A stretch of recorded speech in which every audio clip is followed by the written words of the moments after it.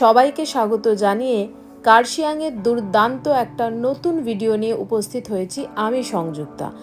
এই ভিডিওতে থাকবে কার্শিয়াংয়ে রাত্রি নিবাসের জন্য সেরা একটি ঠিকানা, যার নাম অতিথি গৃহ হোমস্টে, এবং আমি হলফ করে বলতে পারি যে এটা one of the best homestay in Kurseong with best view and in best location.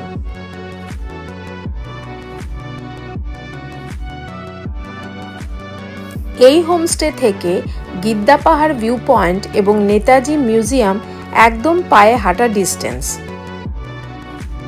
আমি হোমস্টে বুক করার সময় সবসময় দেখে নিই যে হোমস্টে থেকে আশেপাশের ভিউ কীরকম দেখায় এবং সেখান থেকে আশেপাশের বিভিন্ন সাইট সিন করতে কতটা সময় লাগে বা কতটা ডিস্টেন্সে অবস্থিত। সুতরাং এই হোমস্টেকেও কিন্তু ওই সমস্ত পয়েন্টগুলো মাথায় রেখেই আমি চুজ করেছিলাম। তাছাড়া হোমস্টের নিজস্ব একটা সৌন্দর্য তো রয়েইছে, সেটা আর বলার অপেক্ষা রাখে না। এই হলো আমাদের হোমস্টের মেন গেট এবং এখান থেকেই এই যে সামনে বিল্ডিংটা দেখতে পাওয়া যাচ্ছে এটাই হলো নেতাজি মিউজিয়াম। চলো এবারে ওপরে কি আছে সেগুলো একটু দেখে নেওয়া যাক।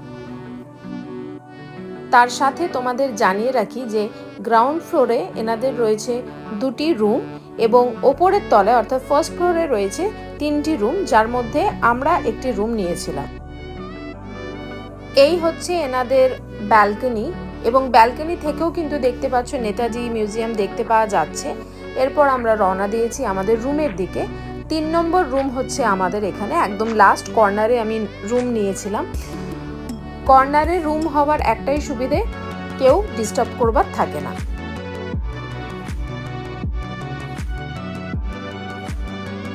যেহেতু ব্রেকফাস্টের পর সাইট সিন করতে করতে আমরা আমাদের হোমস্টেতে এসে পৌঁছেছি, সুতরাং অনেকটাই দেরি হয়ে গিয়েছিল।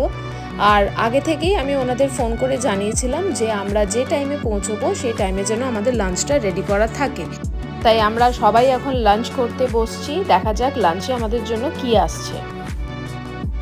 তো লাঞ্চে অনেক কিছুই ছিল, তার মধ্যে রয়েছে ভাত, রয়েছে ডাল, ফুলকপি আলু দিয়ে একটা তরকারি ছিল, বিনসের একটা আইটেম ছিল, আর ছিল চিকেন, তার সাথে ছিল লঙ্কা, পেঁয়াজ, আর ছিল নুন, which is very mandatory for me, কারণ আমি নুন ছাড়া একদমই খাবার খেতে পারি না, যেটা একদম ঠিক নয়। আমি নিজেও জানি আমার ব্লাড প্রেশার রয়েছে, হাই ব্লাড প্রেশার, তারপরেও আমি কন্ট্রোল করতে পারি না। আর চলে এসেছে জল, আর পাহাড়ের জল মানে মিনারেল ওয়াটার, কারণ আমরা যারা সমতলের বাসিন্দা তারা কিন্তু পাহাড়ি জল ডাইজেস্ট করতে পারবো না, কারণ তোমরা সবাই জানো যে পাহাড়ে গেলে নর্মাল ওয়াটার খেলে হিল ডায়রিয়া হওয়ার প্রবণতা সবার মধ্যে একটু থাকে। সো তোমরাও যারা যাবে তোমরাও চেষ্টা করো যেন মিনারেল ওয়াটারই খাও। লাঞ্চ শেষ করে আমরা পায়ে হেঁটে ঘুরে দেখে নেব গিদ্দা পাহাড় ভিউ পয়েন্ট এবং তার আশেপাশে কি কি আছে সেগুলো একটু এক্সপ্লোর করব। কি গো, কোথায় বসে আছো? আমরা এখন বসে আছি গিদ্দা পাহাড় ভিউ পয়েন্টে।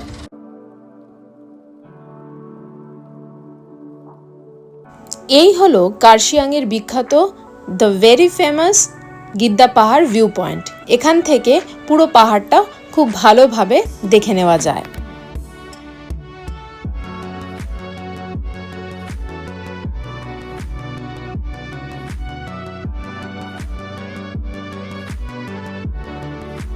এখানে এসে তোমরা তোমাদের ফ্যামিলি ফ্রেন্ডসদের সাথে আড্ডা মারতে পারো এবং এখানে অনেকক্ষণ বসে দেখে নিতে পারো গিদ্দা পাহাড়ের অপূর্ব শোভা। আর ওই যে দূরের পাহাড়টা দেখছো, যেটা অপেক্ষাকৃত অনেকটা নিচে, সেখানের ভিডিও আমি অনেক আগেই পোস্ট করেছিলাম আলাদা করে, কারণ ওটার এক্সপিরিয়েন্স ছিল আমার কাছে একদমই অন্যরকম। তোমরা যারা দেখতে চাও যে ওই পাহাড়ে ঠিক কিভাবে গেছি, তাহলে আমি ওই ভিডিওর লিংক ডেসক্রিপশন বক্সে দিয়ে দেবো, সেখান থেকে তোমরা খুব সহজে দেখে নিতে পারবে। আর আমার মতো তোমরাও এক্সপ্লোর করতে পারবে ওই সুন্দর রোমাঞ্চকর একটা পাহাড়। গিদ্দা পাহাড় ভিউ পয়েন্টে বেশ কিছুটা সময় কাটানোর পর সন্ধে হয়ে গিয়েছিল, তাই অন্য কোথাও আর যাওয়ার সুযোগ পাইনি। তাই পরের দিন সকালবেলায় আবারও আমরা চলে গিয়েছিলাম আরও একবার গিদ্দা পাহাড় এক্সপ্লোর করতে, কারণ কিছু কিছু জায়গা তখন আমাদের কাছে অধরা থেকে গিয়েছিল। মাহিকে দেখতেই পারছো তরতর করে কীরকম নেচে চলে যাচ্ছে নিচের দিকে, আর আমরাও চলেছি মাহির পিছু পিছু।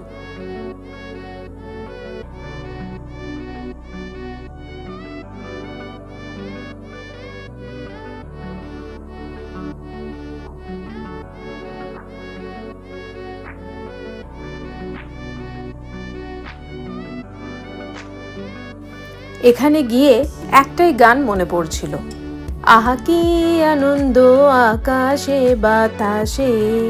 সত্যি এত ভালো পরিবেশ, এত উন্মুক্ত জায়গা, এই সমস্ত তো আমরা আমাদের শহুরে জীবনে পাই না।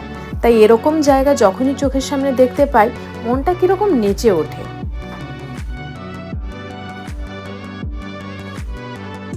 দেখো কি অপূর্ব শোভা। এরকম চোখের সামনে যদি এত সৌন্দর্য ভেসে বেড়ায়, তাহলে কি করে সেটাকে এক্সপ্লোর না করে থাকি বলো তো।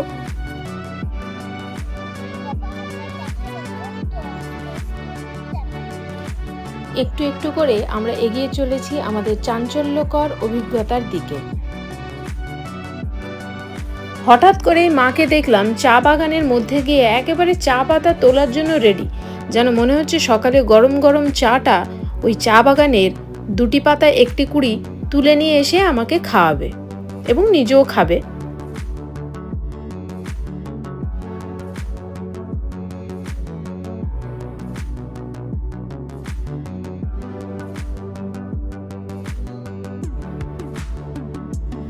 আবারও আমরা এগিয়ে চললাম আমাদের অভিযানের দিকে, কিন্তু সেই ভিডিও দেখার জন্য ডেসক্রিপশনে দেওয়া লিঙ্কে অবশ্যই ক্লিক করতে হবে, তা না হলে সেই অভিজ্ঞতার সাক্ষী তোমরা থাকতে পারবে না।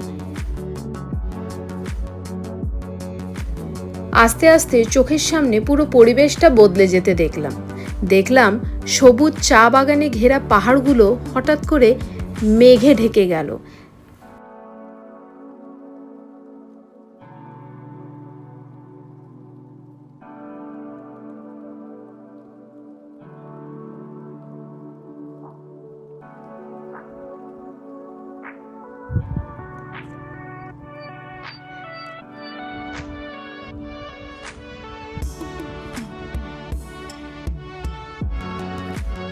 ইতিমধ্যে আমাদের যে অভিযান ছিল তা আমরা সম্পূর্ণ করেছি, আমি এবং আমার মেয়ে, আমরা দুজনে। এবং এরপর আমাদের ফিরে চলার পালা হচ্ছে আমাদের হোমস্টে। সেখানে ব্রেকফাস্ট করে আমরা আবারও চলে যাব নেতাজি মিউজিয়ামে, যেটা তোমরা আগেই দেখেছো যে হোমস্টে থেকে খুব বেশি হলে 20 পা দূরত্বে রয়েছে। তাহলে চলো এবারে আমরা চলে যাই নেতাজি মিউজিয়াম, যেটা কার্শিয়াংয়ে গিদ্দা পাহাড়ের কাছেই অবস্থিত। এই রাস্তা ধরে সোজা চলে গেলে লেফট সাইডে পড়বে নেতাজি মিউজিয়াম।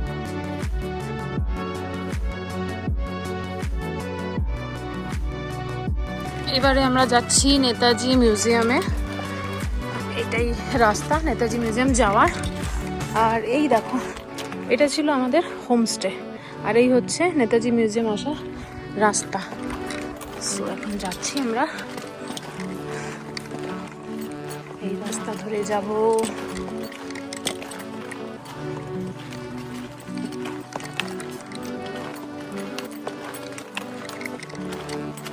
দেখো এখানে একটা নেতাজি স্ট্যাচুও করা আছে।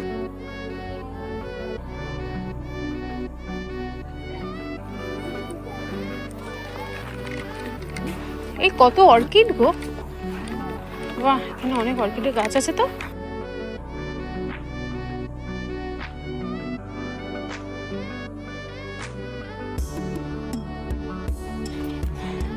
এই রাস্তাটা দিয়ে এলাম, এখন এটা দিয়ে যাব ভিজিটিং। আর দেখো টাইম, চলো যাওয়া যাক।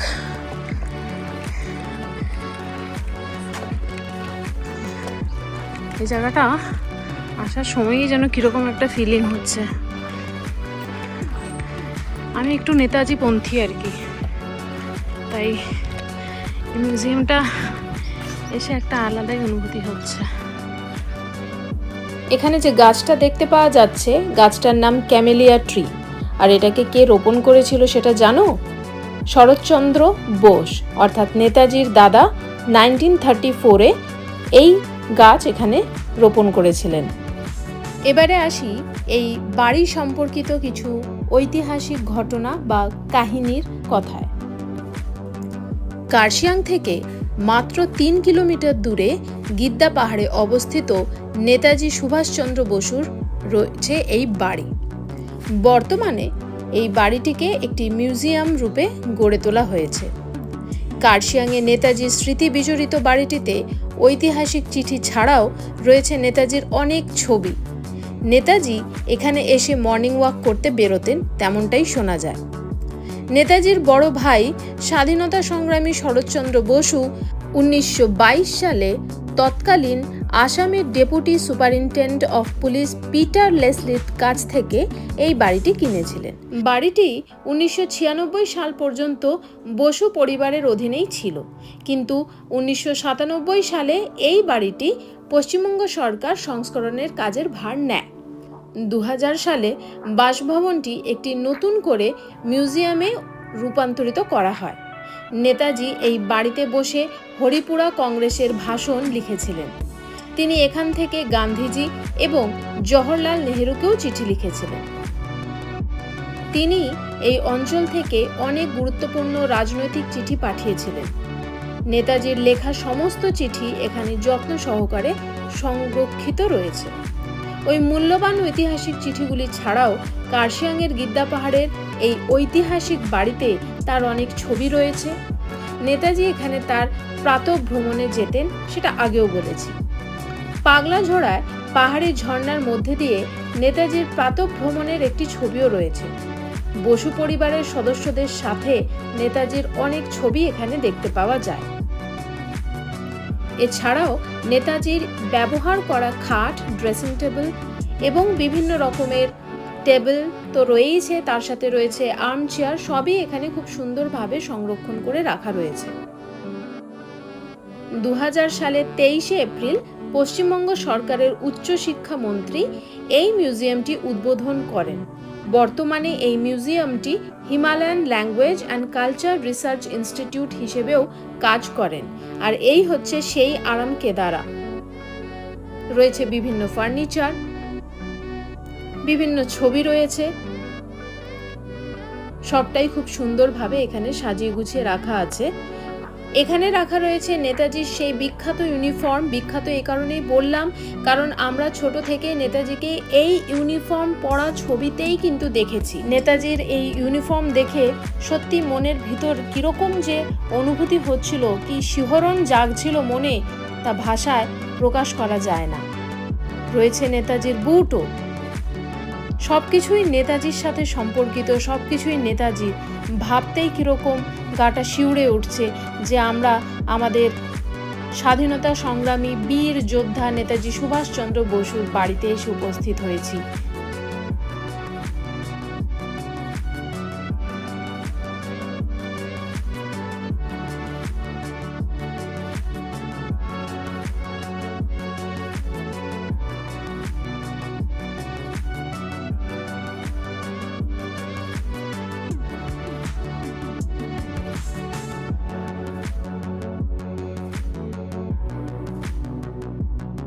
যে খাট আর ড্রেসিং টেবিলের কথা এর আগে বলছিলাম, এই হচ্ছে সেই খাট যা নেতাজি ব্যবহার করতেন, এবং এই সেই ড্রেসিং টেবিল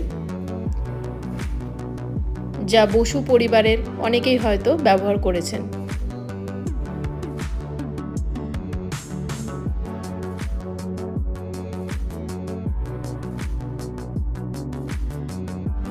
এই মিউজিয়াম যা আগে নেতাজির বাড়ি ছিল, তার প্রতিটি কোণায় রয়েছে নেতাজির অনেক স্মৃতি। এখন আমরা বাড়িটি থেকে বেরিয়ে এসে বাইরের প্রাঙ্গণে এসে উপস্থিত হয়েছি। বাড়িটির চারপাশে বাগানের মধ্যে ছড়িয়ে ছিটিয়ে রয়েছে বিভিন্ন পাহাড়ি ফুল, রয়েছে বিভিন্ন রকমের অর্কিড, নানা রকম নাম না জানা গাছপালা। কার্শিয়াং শহরকে নাকি বলা হয় the land off white orchid. জানি না কেন সেটাই বলা হয়, কারণ আমি এখানে বিভিন্ন কালারের অর্কিড ফুল দেখতে পাচ্ছি।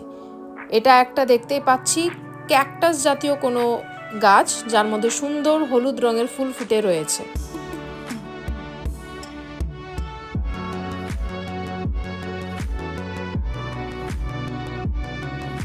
আর এখানে যে লাল রঙের ফুলগুলো দেখতে পাওয়া যাচ্ছে সেগুলোকে জেনারেলি আমি ফ্লাওয়ার বুকের মধ্যে কিন্তু দেখতে পাই।